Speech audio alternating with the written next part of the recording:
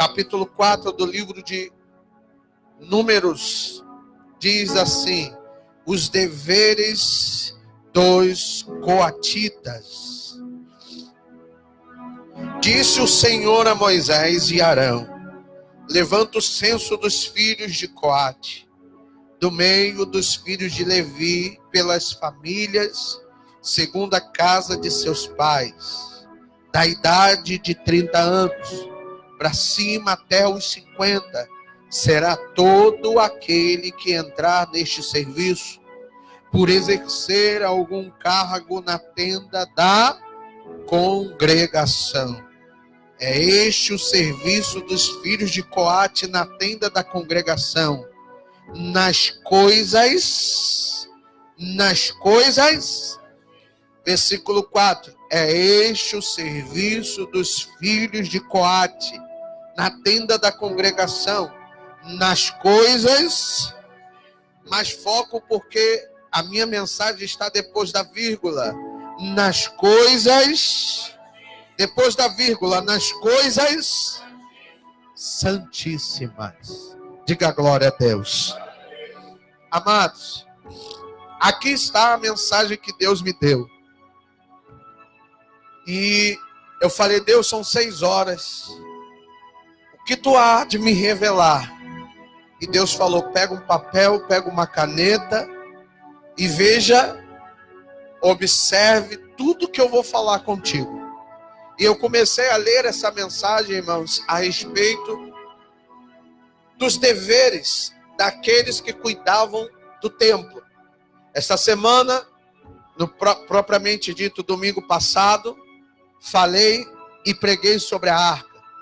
Terça-feira, preguei sobre a vara de Arão que floresceu.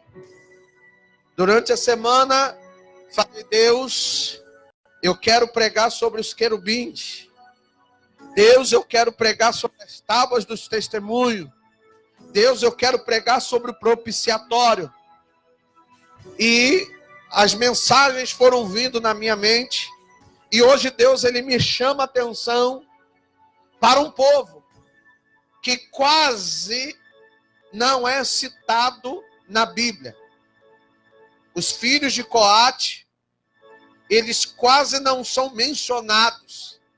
E eu fui perguntar a Deus por que não se fazia menção, ou se não, por que se não faz menção dos coatitas? Quem são esse povo? Por quê? Né? Eles não são tão citados. Mas para a gente poder entender a mensagem, eu tenho que falar primeiro para você, né, que existia a tribo de Levi. Todo mundo entende a tribo de Levi, a tribo de Levi, a tribo de Levi. Mas quem são a tribo de Levi? Quem são essas pessoas? Né? Talvez você pense que a tribo de Levi é tudo uma só, e não é. A tribo de Levi, ela está dividida em 3. São 3 possessões dentro da tribo. Só que, só nesse mistério revelado aqui, tá? Só nisso, já nos abre um leque para a nossa mensagem. Por quê? Existia 3 pessoas: Gerson, Coates e Merari. Dentro da tribo de Levi, pessoas escolhidas, separadas por Deus. A tribo de Levi tinha dentro dela os gersonitas, que eram descendentes de Gerson. Os coatitas, que eram descendentes de Coate. E os meraritas, que eram os descendentes de Merari. Dentro desta tribo, cada um tinha a sua função. A tribo de Levi, por inteiro, dentro dela tinha equipes ou tinha descendências que tinham suas funções dentro do templo. Diga-se de passagem, toda a tribo de Levi estava isenta da guerra. Deus dá uma ordem a Moisés dizendo: Moisés, nenhum deles da tribo de Levi irá guerrear. Todos eles estão separados para o serviço do ministério. Eles estão separados para a obra. Estou montando. Todos eles não vão à guerra. Eles vão cuidar do meu templo. Vão cuidar do meu tabernáculo. E eu anotei aqui. Cada descendente tinha uma responsabilidade. Os gersonitas eram responsáveis pelas cortinas do tabernáculo. Era também responsável pela tenda da congregação. Atenção na hora da palavra, Jesus. Atenção, por favor. Então, os gersonitas, eles eram responsáveis por carregar as cortinas que ficavam em volta do tabernáculo. E também pela tenda, pela desmontagem e montagem da tenda. Os meraritas, eles eram responsáveis de carregar as tábuas, as colunas. Eles tinham a responsabilidade de carregar as bases do tabernáculo. Mas, como nós acabamos de ler, a palavra de Deus diz que os filhos de Coate tinham responsabilidade pelas coisas santíssimas. O que é isso? Eram objetos que ficavam separados dentro do lugar santíssimo. Pois dentro do tabernáculo existia dois ambientes. O ambiente que era chamado de lugar santo, aonde ficava a mesa, aonde ficavam os pães. Mas existia também o lugar santíssimo, que ficava por trás da cortina. Essa cortina era fechada, ou conhecida no Novo Testamento, o Evangelho da Graça, como véu. Esse véu, essa cortina, que tinha mais ou menos entre 5 e 7 centímetros de espessura. Era uma cortina pesada. Porque o sentido da cortina era que a cortina não se balançasse com o vento. Ela não se movesse. Então a cortina ficava totalmente espessa, parada. E o sacerdote, para entrar dentro do tabernáculo, ele fazia este movimento com as mãos. E lá dentro estava a Arca da Aliança.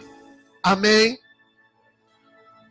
Os gersonitas não podiam entrar no lugar santíssimo. Eles iam até um determinado lugar. Os meraritas nem no lugar santo poderiam entrar. Chegavam até a bacia onde se lavava as mãos, aonde queimava o incenso e os sacrifícios. Só quem podia entrar dentro do lugar santo, dentro do lugar santíssimo, eram os coatitas. Mas o que me chama a atenção, e eu lendo a mensagem do Senhor, no capítulo 7, e aqui eu começo a ficar transbordante de alegria, porque essas coisas só é revelada por Deus, irmãos, e por aqueles que estão acompanhados da presença. Eu disse que o tema da minha palavra é os condutores da presença. A Bíblia diz, no capítulo 7, que Deus chama Moisés e fala: Moisés, as coisas do templo, do tabernáculo são muitas. Então, a partir de hoje, eu quero que você chame os gersonitas e você dará a eles a possessão de 4 bois. Para quê? Porque esses bois vão carregar as tendas, as cortinas, as colunas. Moisés diz: amém, Senhor. Mas o que o Senhor deseja? Chame também os meraritas, os filhos de Merari, e fale a eles que eles terão sobre a sua possessão 8 bois e 8 carruagens, para facilitar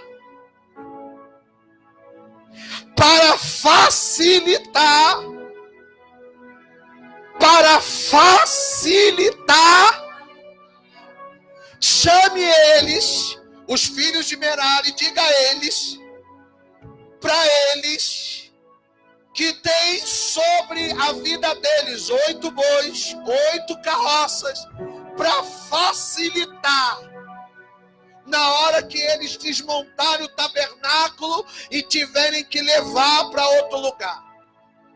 Moisés recebe a mensagem do alto, olha para a arca e pergunta: Senhor, ainda está faltando um. Por quê? Que Moisés, ele pergunta, porque segundo o livro das gerações, Moisés e seu irmão Arão faziam parte da descendência de Coate. Daí por isso que Moisés e Arão podiam entrar no lugar santíssimo. E os filhos de Coate, Senhor, o Senhor vai dar o que a eles? O que o Senhor vai dar aos filhos de Coate para facilitar o trabalho deles? E Deus diz: nada. Senhor, o Senhor não vai dar nada para facilitar o trabalho deles? Não. Eu não vou dar nada a eles. Espera aí, Senhor. O Senhor deu para eles. O Senhor deu para os gersonistas 4 bois. O Senhor deu para os filhos de Merari 8 carroças. Porque a estrada é longa. Porque o deserto é doloroso. Carregar tabernáculo no deserto é difícil. Carregar tabernáculo no deserto é complicado. E os filhos de Coate, eles vão carregar como, Senhor? Eles não vão ter facilidade, Deus, não. Porque quem carrega a minha presença, ai, ai, ai, ai, porque quem quer carregar a minha presença sobre as costas não pode ter facilidade, não pode cortar caminho. Senhor, mas como vai fazer? O prazer deles tem que ser carregar a minha presença sobre os lombos deles. Eles não podem ter prazer em carregar a presença sobre os bois, sobre carruagem. Eles têm que sentir o fardo, o peso nas costas dos lombos deles.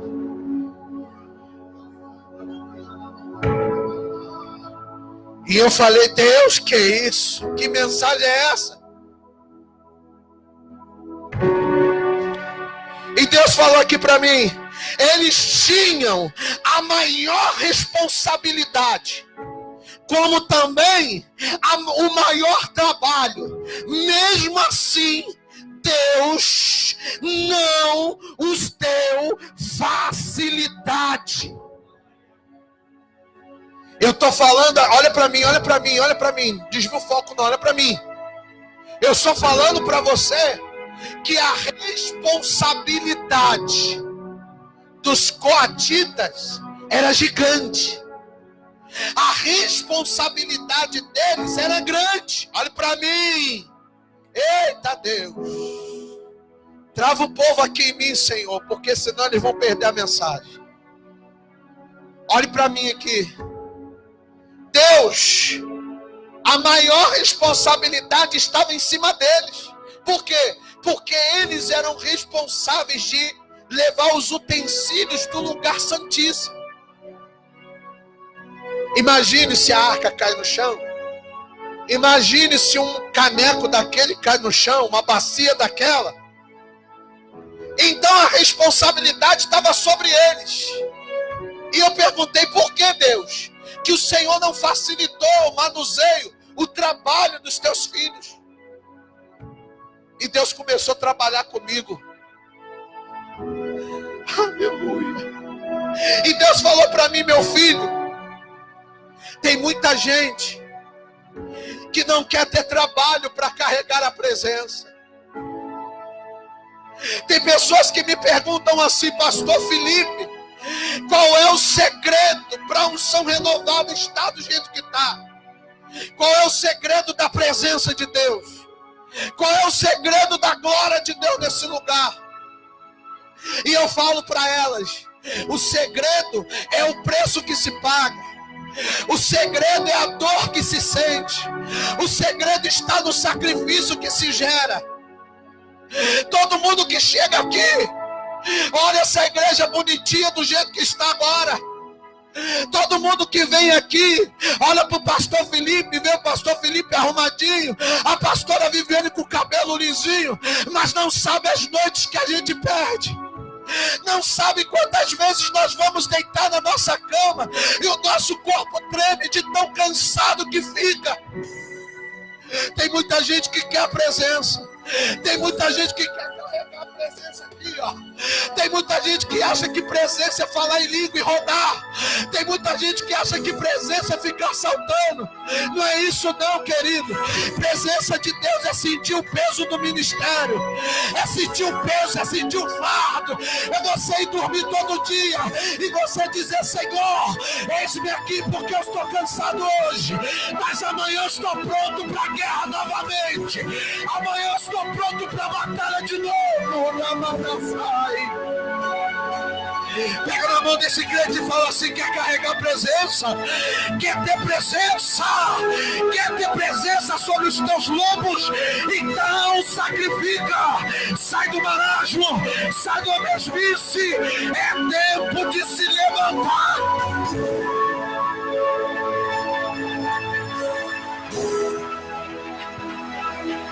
Ai, a calabassuia, alara sorrebede calabaço. E Deus me disse: filho, nesta igreja tem condutores da minha presença. Tem gente que está carregando a arca nas costas. Tem gente que está sentindo peso, mas não desiste, não para. E os condutores da presença, muitas das vezes, terá que se acostumar de ver outras pessoas conquistarem, ele não. Porque os filhos de Coatita estavam vendo os outros crescerem, estavam vendo os outros conquistarem, e eles falavam assim: poxa, como assim? Se nós temos tamanha responsabilidade, se nós somos os mais cobrados, sabe por quê? Os filhos de Coate são os mais cobrados. Os filhos de Coate são aqueles que são repreendidos. Os filhos de Coate são aqueles que ficam até mais tarde no tempo. Os filhos de Coate são aqueles que brigam porque viu um copo no chão. Os filhos de Coate são aqueles que zelam o templo do Senhor, que são chamados de enjoado. Os filhos de Coate são aqueles que são chamados de nojento, de chato. Meu Deus, esse menino é chato, esse pastor é enjoado, cobra a gente, pede a gente, chama a gente para perto, é toda hora monte, é toda hora consagração, é toda hora dormir na igreja. Os filhos de Coate são assim. Não me leve a mão, mas eu sou coatita.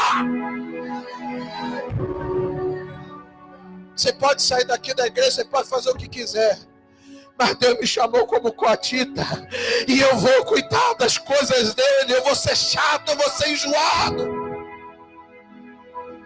Aleluia. Os filhos de Coate, os coatitas, são os menosprezados.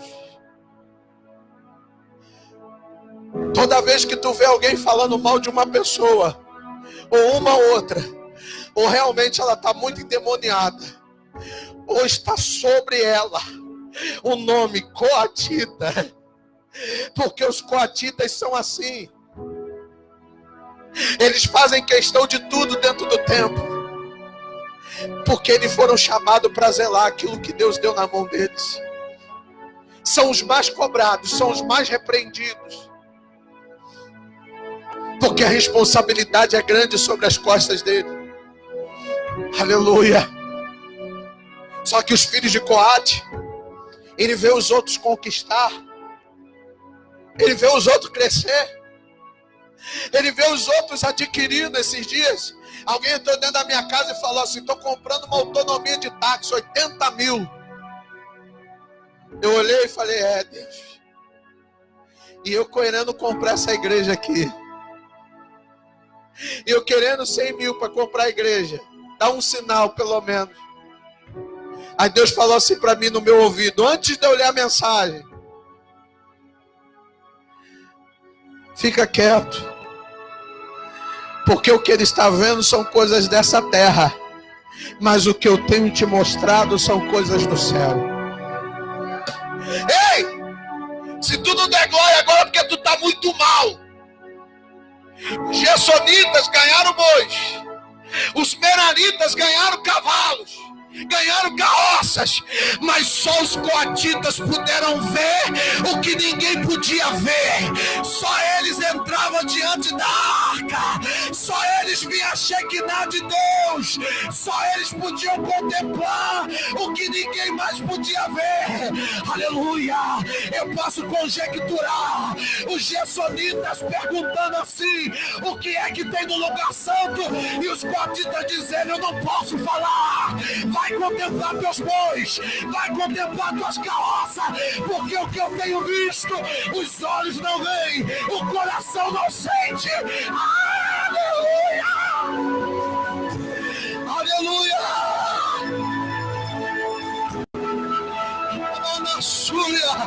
Pega no braço desse crente, pega no braço desse crente e fala pra ele: eu posso até não estar conquistando ouro nem prata, mas o que eu tenho visto é a glória de Deus. Aplaude, vai aplaudir ou não vai? Vai ficar de boca fechada ou não vai? Abre a boca pra dar glória, abre a boca pra dar glória. Pega no braço desse crente e fala assim: tu pode até estar com pouca coisa dentro de casa, as contas podem estar atrasadas, a ramada sai, o negócio pode estar difícil para você, mas eu duvido se Deus não tem te chamado nas madrugadas, eu duvido se Deus não tem te revelado coisas ocultas. Fala para ele: suporta, coatita. Fala: suporta, coatita. Deus te chamou para essa grande obra. Não, sacode, sacode e fala: Deus te chamou, coatita. Deus te convocou para esta grande obra.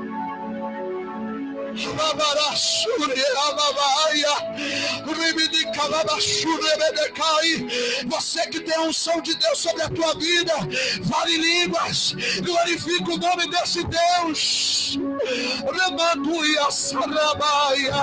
Deus te chamou, Deus te chamou. Aleluia. E eu já vou terminar minha mensagem.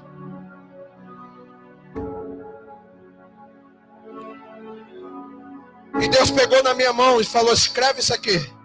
O prazer dos coatitas não poderia estar nos cavalos, não poderia estar nos carros, nas facilidades, nos atalhos, mas o prazer deles, sabe quando era o prazer deles? Sabe quando eles ficavam com prazer?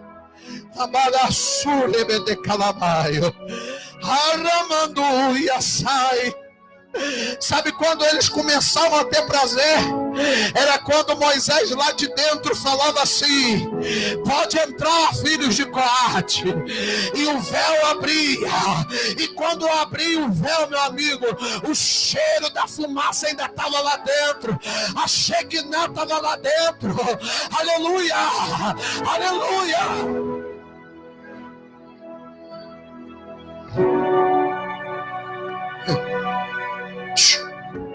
O trabalho mais pesado sempre vai ser para aqueles que carregam a presença. Segundo a palavra em Ezequiel, evangelista, a Bíblia diz que Ezequiel dá um brado dizendo assim: eis que o Senhor está à procura de alguém que se coloque na brecha. O Senhor está à procura de alguém que se coloque na brecha. Que brecha era essa? Era uma brecha que tinha no templo, uma passagem secreta. Eu já preguei sobre isso.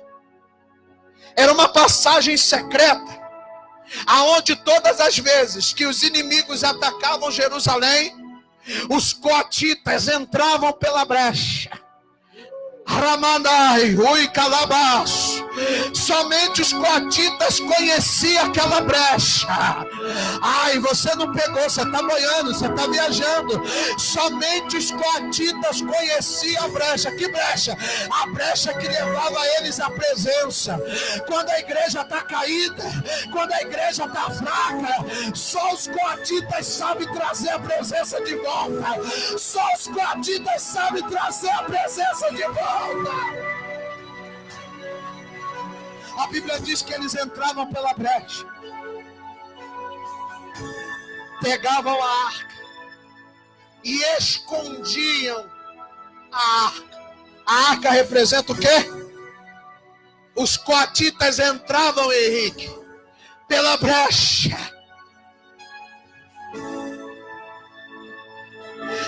Eles entravam pela brecha. Ei, Deus te chamou como coatita dentro da tua casa.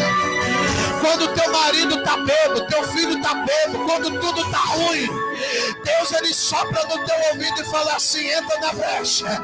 Entra na brecha e guarda a presença. Entra na brecha e guarda a presença. Entra na brecha e guarda a presença. Quantas mulheres aqui, quantos homens aqui têm guardado a presença de Deus? Eles entravam e escondiam a arca.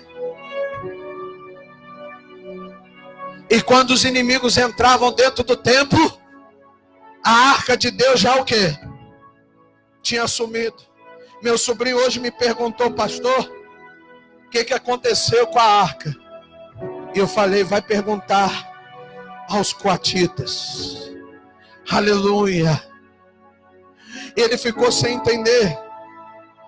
Ele ficou sem entender, coitado. Ele falou: pastor, mas eu queria entender. Aleluia.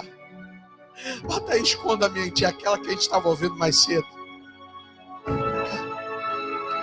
Aí ele falou: pastor, mas como assim?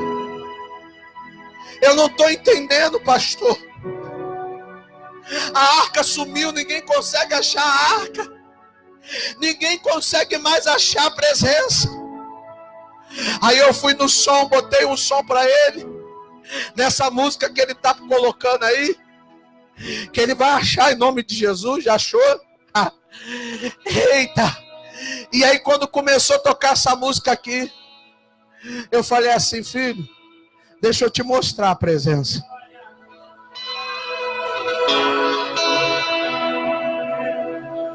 Você não entendeu, querido. Você não entendeu, filho. Pastor, a presença de Deus está escondida contigo. A presença de Deus está escondida contigo. A presença de Deus está escondida contigo. Aonde? Aonde, pastor? Quando tu abre a boca e canta. Não, eles ainda não pegaram. Nas asas do seu amor. Presta atenção. A palavra, olha para mim. A palavra de Deus diz que Deus, ele tira todos os sons de símbolos, tambores e tamborins de Satanás, e ele coloca dentro de você, Ramanassuia.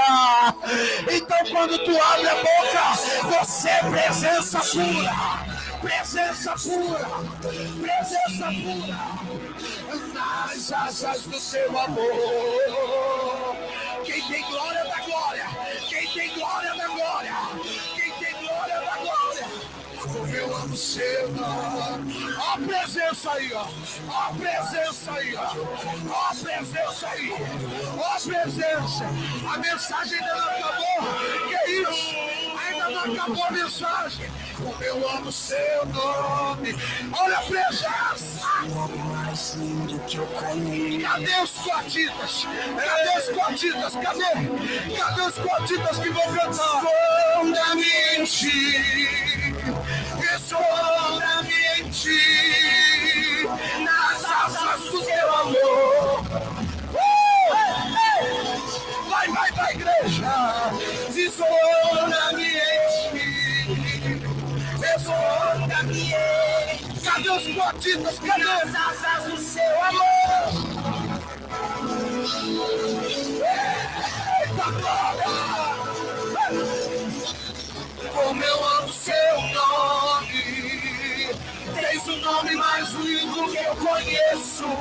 Como eu amo seu nome. Como eu amo seu nome. Tens o nome mais lindo que eu conheço. Olha pra mim, pode sentar. Senta aí que não acabou a mensagem não. Senta aí. Será que tem coatitas aqui ou não tem? Será que eu posso ouvir um brado de glória dos coatitas? Aqueles que têm guardado a presença de Deus, cadê você? Cadê você que quando abre a boca é trovão, é trovão, é trovão? O Deus desce na terra. Qual é o som?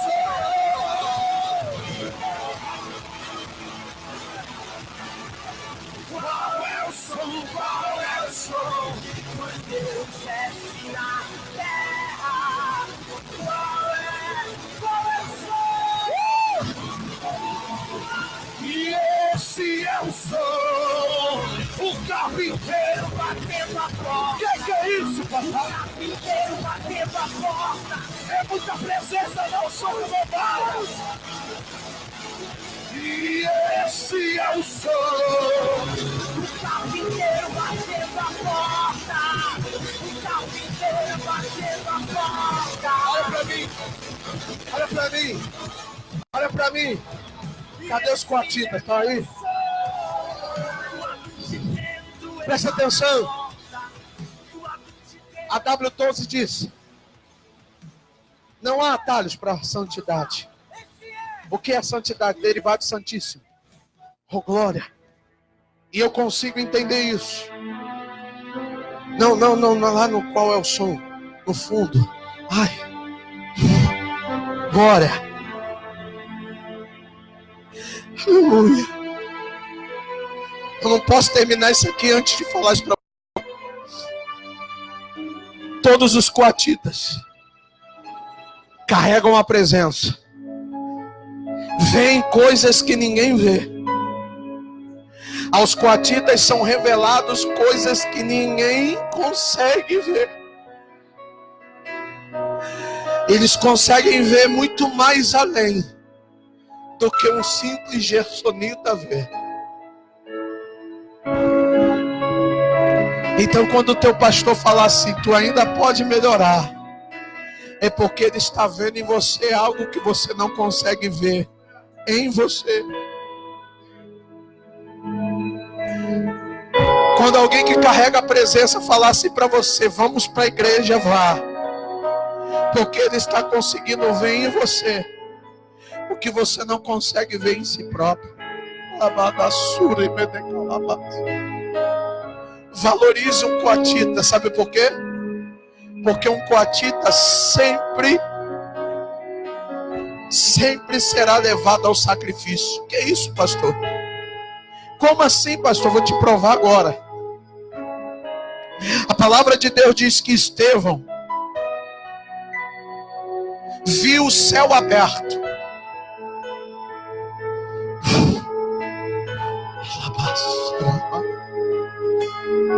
Pastor Henrique, Deus mostrou o céu aberto para Estevão. Sabe quando? Quando os homens estavam com a pedra na mão para atacar nele. A Bíblia diz que ele olha para o céu. Sabe qual é o significado de céu? Lugar santíssimo. O céu se abre diante dos olhos dele e os homens dizem, nós vamos te apedrejar. E o coatita Estevão só abre a boca e diz assim: não lhes impute este pecado. Deixa eles me apedrejar, mas não matem eles.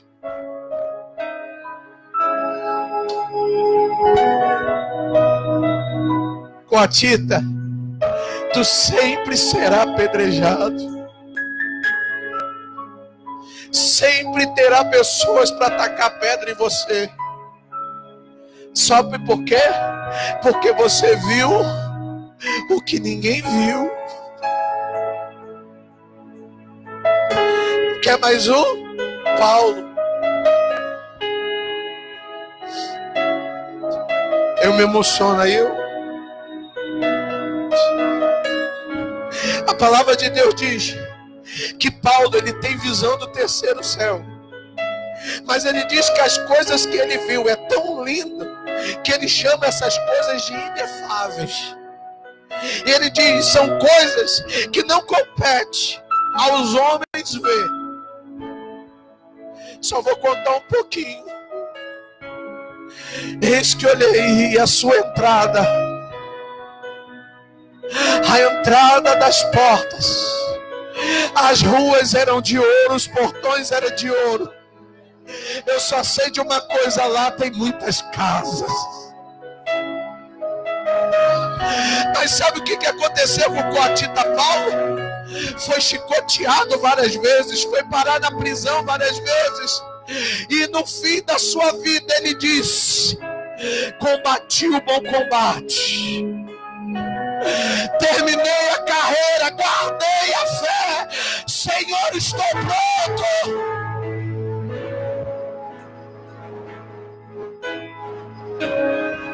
Senhor,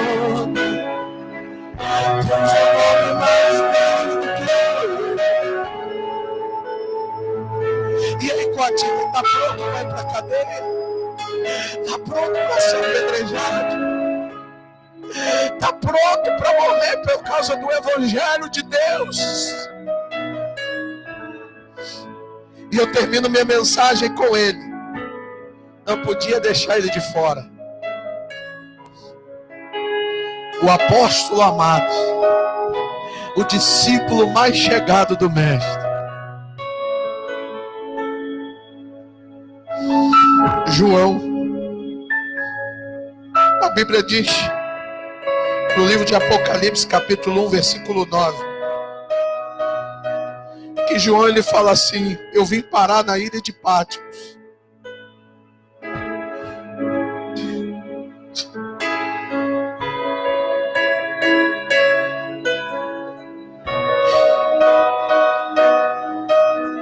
Eu vim parar na ilha de Patmos porque eu estou guardando a palavra. Lê lá 1:9. Sabe por quê, irmãos, que eu estou na ilha de Patmos? Porque eu sou um coatita, eu tenho guardado a presença. Aí a Bíblia diz, irmãos, a Bíblia diz que um rei chamado Dominiciano tenta de tudo para matar João. Tudo. Mas acontece com João o que paralelamente acontece com o legislador Moisés. Também coatita. Deus amava tanto Moisés, tanto, pastor. Deus amava tanto, igreja, Moisés. E eu já preguei muitas das vezes dizendo: Moisés não entrou na terra prometida porque bateu na rocha. Deus não deixou Moisés entrar na terra prometida porque disse: a terra que está dita como prometida não é comparada ao que eu tenho aqui no céu para ti. Você não entendeu, irmãos? Você não entendeu, irmãos? Moisés não estava nem aí para a terra que emana leite e mel, rapaz. Moisés não estava nem aí para a terra que emana leite e mel, rapaz. Aí Deus diz assim: olha, a morte não tomará posse dos teus ossos. Por que, Senhor? Porque assim como meu servo Elias, tu também será tomado às alturas. Sabe por quê? Porque Coatita não morre.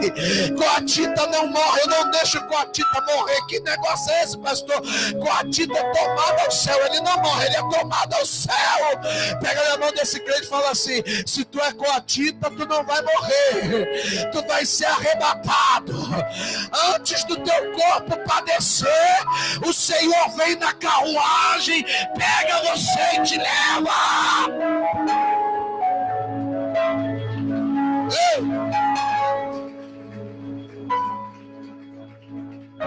Aí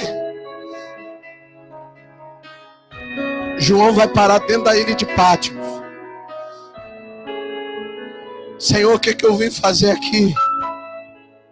Por que tu não deixaste eu morrer como Pedro morreu, de cabeça para baixo? Oh, João, eu não vou deixar ninguém ferir teu corpo, João. Tu é meu. Então eu vou morrer nessa ilha? Não. Antes de tu morrer, João, eu quero te mostrar o que ninguém nunca viu. O que, Senhor? Comece olhando para mim.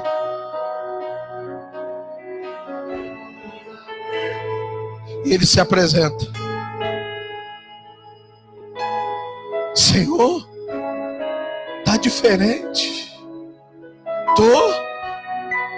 O que tu vê de diferente em mim, João? Eu vejo que teus olhos são como chamas de fogo. Vejo que da tua boca sai uma espada. Teus pés somam como latão reluzente. E observei mais um detalhe: o quê? O mais bonito de todos. Na tua coxa está escrito: Rei dos Reis, Senhor dos Senhores. Todo joelho se dobrará, toda língua se confessará.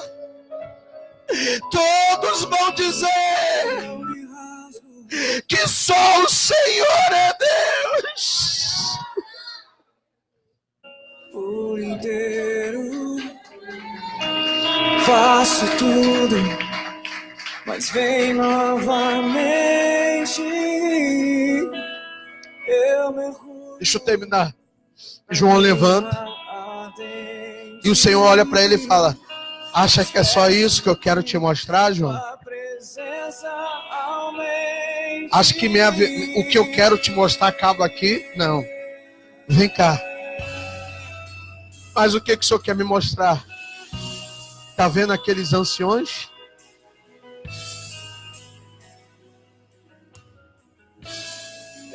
Ninguém nunca olhou para eles, mas eu estou te mostrando.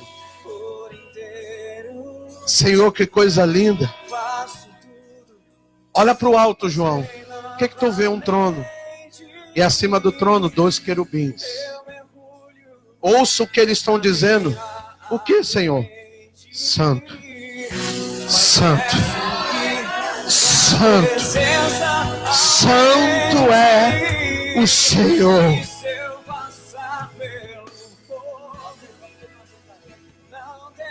Aí, João, vem cá. O que, Senhor? Quero te mostrar mais uma coisa. Olha para esses olhos. Está vendo esses olhos, João? Sim, Senhor. Eis que te digo que enxugarei dos olhos todas as lágrimas. Não haverá mais pranto. Não haverá mais tristeza, João. Porque eu hei de arrebatar os meus filhos dessa terra. Senhor, que coisa linda. Mas o que tu quer me mostrar? A Bíblia diz que então veio um cordeiro. Ao lado do cordeiro está um rolo. Todos perguntam dizendo: Senhor, quem é digno de abrir o rolo? João, presta atenção nessa cena agora. Qual Senhor? Presta atenção nessa cena. Qual Senhor? A Bíblia diz que ele aparece de branco e com suas vestes salpicadas de sangue. Eis que alguém grita lá no fundo: este é o Cordeiro de Deus, digno de abrir o livro a qual está o teu nome, Gersonita, Merarita, mas principalmente o nome dos coatitas que guardaram a presença de Deus. Aí sabe o que é que ele fala? Sabe o que é que ele fala? Ao vencedor dá-lhe-ei a coroa da vida. Aleluia. Pega no braço desse crente, eu termino agora. Fala para ele assim: guarda a presença, porque a coroa é certa. Guarda a presença, porque a coroa